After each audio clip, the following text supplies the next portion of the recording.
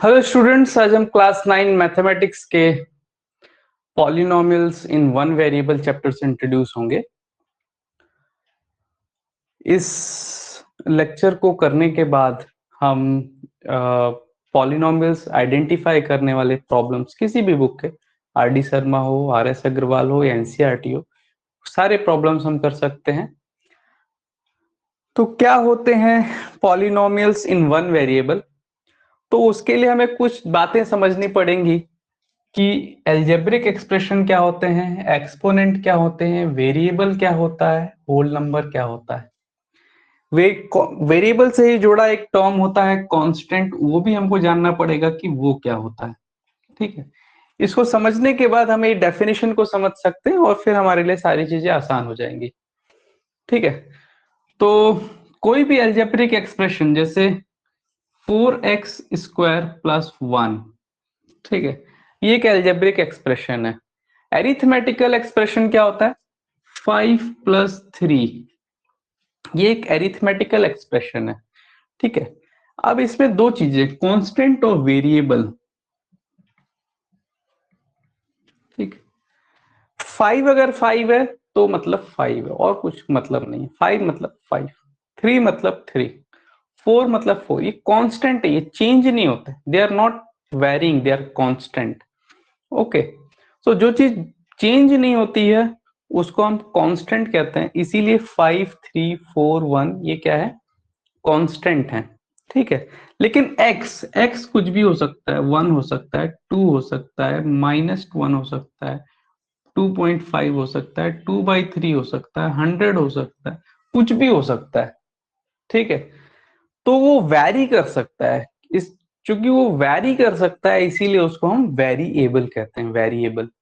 ठीक है, तो वो एक्सप्रेशन जिसमें कांस्टेंट और वेरिएबल दोनों होते हैं, ऐसे एक्सप्रेशंस को हम एल्जेब्रिक एक्सप्रेशंस कहते हैं। और ऐसे एक्सप्रेशंस जिसमें सिर्फ और सिर्फ कांस्टेंट होते हैं, ऐसे एक्सप्रेशंस को हम एरिथमेटिकल एक्सप्रेशन कहते हैं।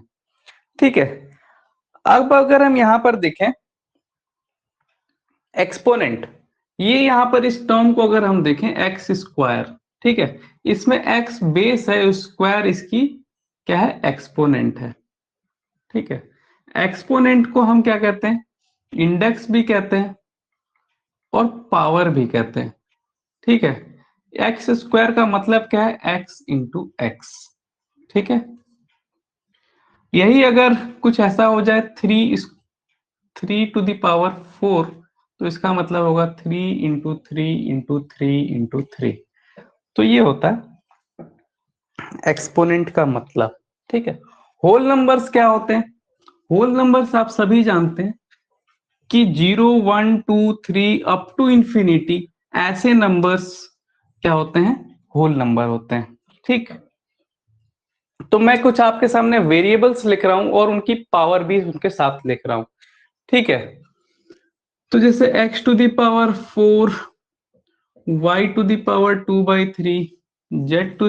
z⁻⁻1 and m⁻4.5। ठीक है, अगर हम यहां पर देखें तो कौन से वेरिएबल है जिसकी पावर होल नंबर है? ठीक है, अगर हम यहां पर देखें तो ये क्या है? 0, 1, 2, 3, 4। ठीक, 4 एक होल नंबर है। ठीक है, होल नंबर पहचानने का तरीका क्या है? पहली बात, वो डेसिमल नहीं होना चाहिए। ठीक है, दूसरी बात, फ्रैक्शन नहीं होना चाहिए, और तीसरी बात, निगेटिव नहीं होना चाहिए। ठीक है, ये तीनों चीजें अगर नहीं है तो वो एक होल नंबर होगा। ठीक है, होल नंबर का मतलब ये है कि कंप्लीट नंबर, जैसे 1, 2, 3, 0, ये कंप्लीट नंबर्स हैं। ठीक है, डेसिमल कंप्लीट नंबर नहीं है, ये फ्रैक्शन है। ठीक है, और नेगेटिव भी होल नंबर नहीं होता है। ठीक है, तो ये जैसे ये कंप्लीट नंबर है, ठीक है, ये होल नंबर है और पॉजिटिव है और कंप्लीट नंबर है, ये एक होल नंबर है, ना ये डेसिमल है, ना ये फ्रैक्शन है, और ना ये नेगेटिव है, तो ये होल नंबर है। ठीक, यहाँ पर देखो ये एक फ्रैक्शन है, और फ्रैक्शन क्या होता है? फ्रैक्शन होल नंबर नहीं होता है। यहाँ पर देखो नेगेटिव है, और नेगेटिव एक होल नंबर नहीं होता। ठीक, और ये डेसिमल है, डेसिमल ये कंप्लीट नंबर नहीं होता है, और ये भी एक होल नंबर नहीं है। होल नंबर मतलब कंप्लीट नंबर्स 0 से लेके इंफिनिटी तक, ठीक है, पॉजिटिव इंफिनिटी तक। ठीक है, तो अब हम यहाँ पे इस स्थिति में है कि हम पॉलिनोमियल की डेफिनेशन को समझ सकें। ठीक है, पॉलिनोमियल वो जैसे मैंने यहाँ पर एग्जांपल लिखा है पॉलिनोमियल इन वन वेरिएबल का 4x² प्लस एक्स माइनस 100। अगर हम यहाँ पर देखें तो ये तो कांस्टेंट है, ये भी कांस्टेंट है, बट ये जो दोनों हैं ये वेरिएबल्स हैं। ठीक है, अब आप इनकी एक्सपोनेंट को देखिए, इसकी एक्सपोनेंट क्या है, होल नंबर है, यहाँ पर 1 है। ठीक है, ये भी होल नंबर है और ये भी होल नंबर है। ठीक है, ऐसे अलजेब्रिक एक्सप्रेशन जिसके वेरिएबल की पावर अगर होल नंबर है, ठीक है, तो वो क्या है, एक पॉलिनोमियल है। ठीक है, अब देखो यहां पर अगर इस एक्सप्रेशन को देखो तो ये एक वेरिएबल है, ये भी वेरिएबल है, ये भी वेरिएबल, ये भी वेरिएबल, ये जो है ये तीनों जो गोल में है ये क्या है, कांस्टेंट्स हैं। अब अगर हम यहाँ पर देखिए इसकी पावर 1 है, इसकी पावर 2 है, इसकी पावर 1 है, इसकी पावर 1 है, इसकी पावर 1 है। ठीक है, 1 2 1 1 1 ये सारे क्या है, होल नंबर्स हैं। ठीक है, क्योंकि वेरिएबल की पावर होल नंबर है इसीलिए ये जो पूरा एक्सप्रेशन है पॉलिनोमियल है। लेकिन इसमें दो वेरिएबल्स हैं, x भी एक वेरिएबल है, y भी एक वेरिएबल है, ऐसे में ये पॉलिनोमियल इन टू वेरिएबल हो गया।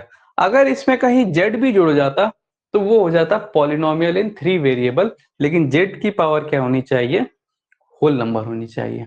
ठीक है, तो मैंने कुछ यहाँ पे स्टेप्स लिखे हैं how to identify a polynomial. ठीक है, दो स्टेप हैं। पहले आप आइडेंटिफाई करिए कि वेरिएबल्स क्या हैं, वेरिएबल्स को पहले आप मार्क कर लीजिए, और फिर उनकी सेकंड स्टेप है कि उनके एक्सपोनेंट्स को चेक कीजिए। अगर उनके एक्सपोनेंट्स होल नंबर हैं तो वो एक पॉलिनोमियल है। ठीक है, तो मैंने यहाँ पे कुछ प्रैक्टिस प्रॉब्लम्स लिखे हैं, हम उनको करके देखते हैं। ठीक, पहला क्वेश्चन है कि x² प्लस 1/x। देखो डिनोमिनेटर में कभी भी हम जब भी हम चेक करेंगे तो डिनोमिनेटर में जो भी वेरिएबल है उसको हम पहले न्यूमरेटर में लेकर के आएंगे। ठीक है, ये भी वेरिएबल है, ये भी वेरिएबल है, लेकिन ये डिनोमिनेटर में, तो हम इसको न्यूमरेटर में लाने के लिए क्या करेंगे, x² plus x to the power -1। आप सबको पता होगा a to the power -1 is equal to 1/a है। इस आइडेंटिटी को हमने यहाँ पर इस्तेमाल किया है। अब इस पहला स्टेप क्या है, आइडेंटिफाई द वेरिएबल्स, तो ये हमारे वेरिएबल्स हैं। अब दूसरा स्टेप क्या है, identify check the exponents of this variables. इसके एक्सपोनेंट्स को हम चेक करेंगे, तो ये क्या है, ये तो होल नंबर है लेकिन ये होल नंबर नहीं है। अगर एक भी वेरिएबल जिसकी पावर होल नंबर नहीं है तो पूरा जो एल्जेब्रिक एक्सप्रेशन है वो क्या होगा, वो पॉलिनोमियल नहीं होगा। तो ये पॉलिनोमियल नहीं है क्योंकि इस वेरिएबल की पावर होल नंबर नहीं है।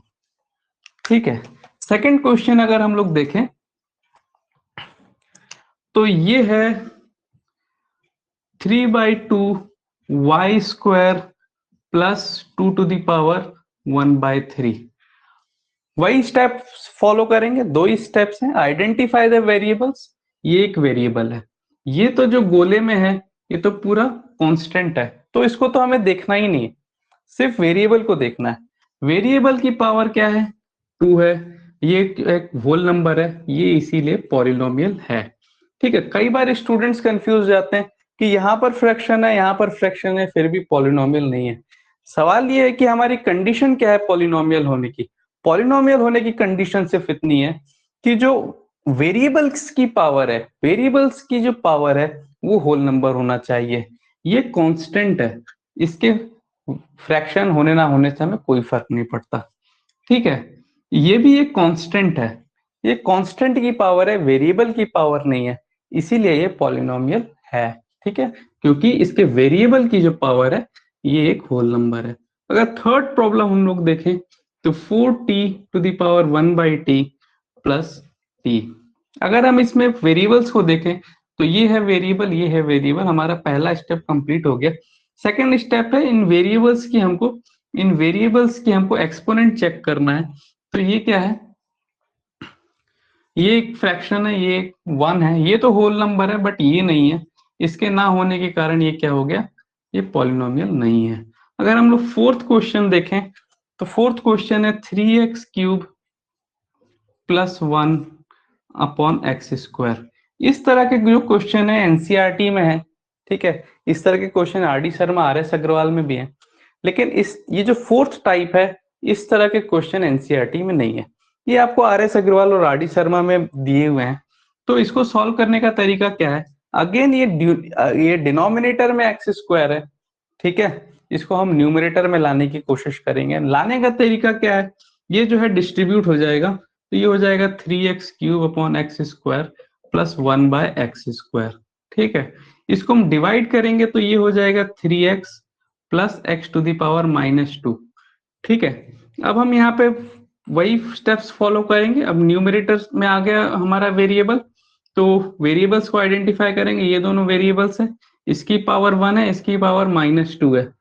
अब ये जो है होल नंबर नहीं है, इसीलिए ये पॉलिनोमियल नहीं है, ठीक है। तो अब आप होपफुली सारे क्वेश्चंस कर पाएंगे, ठीक है। फिर भी अगर आप किसी क्वेश्चन में आपको डाउट आता है तो आप हमारे कमेंट सेक्शन में लिख करके आप हमें पोस्ट कीजिए, हम आपको उसका सोल्यूशन देंगे। Okay guys, bye.